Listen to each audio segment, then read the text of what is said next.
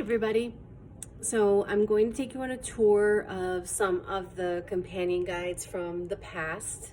So I'll be showing you the physical copies in this video, and then in the second video I'll take you on a tour of some of the electronic copies for the websites and some of the games that people have made for the more interactive chapters. All right, so let's go on a quick tour. So we have many different ways to showcase our guides. I call these like the different houses, right? So the different ways we can house our guides are binders. That's very popular.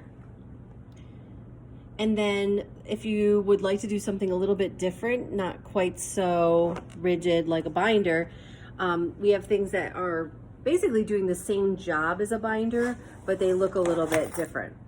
So before I show you those, let me just kind of showcase the binder first. Oh, I just realized this is actually flipped, isn't it? It's going to be backwards. All right, well, I'll explain it as I go along. So this binder was from The Boy in the Striped Pajamas.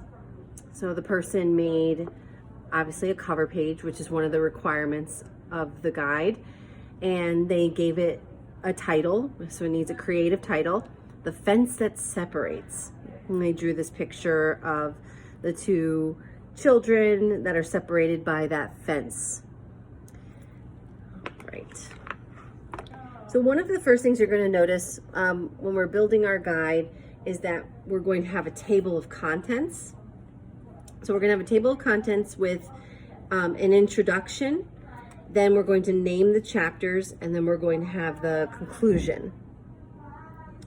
So in this one, the person put the title, the interesting title, The Fence That Separates, and then the overview of the guide, and then wrapping it all up. You'll get a template where you'll do all of this writing, all of this typing, whether you are creating a website or you're going to create a physical guide. All right, so as I mentioned, one of the chapters is going to be analytical. So if we look here, how the main character views other characters.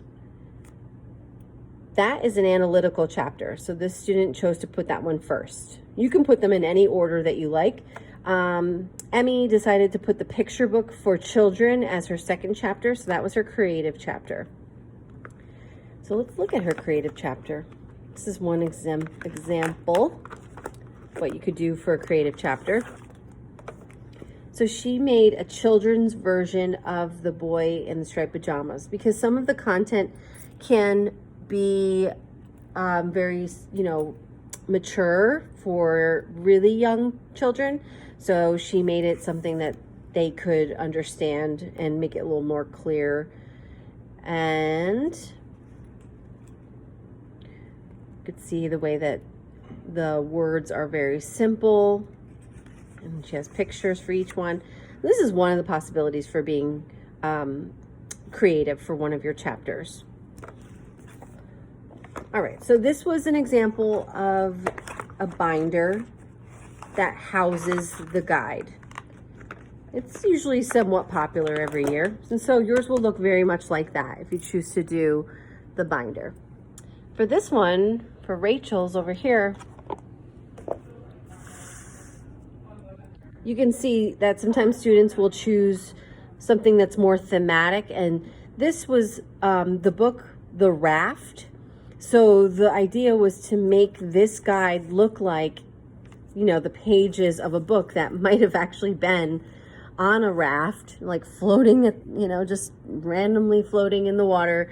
So it got waterlogged and looks like it's, held together by raffia or some of the supplies that you might just have laying around on the deserted island. Uncovering the Real Story by Rachel Varsano. All right, so very simple. But again, just note, it's just the difference between the house, right? So we have the guide, and you can choose how you house it. So you might want to use a binder, or you might do something completely different, like this student. But again, we start off again with the table of contents, And then we go into the introduction, and we have our chapters, and then we have our conclusion at the end.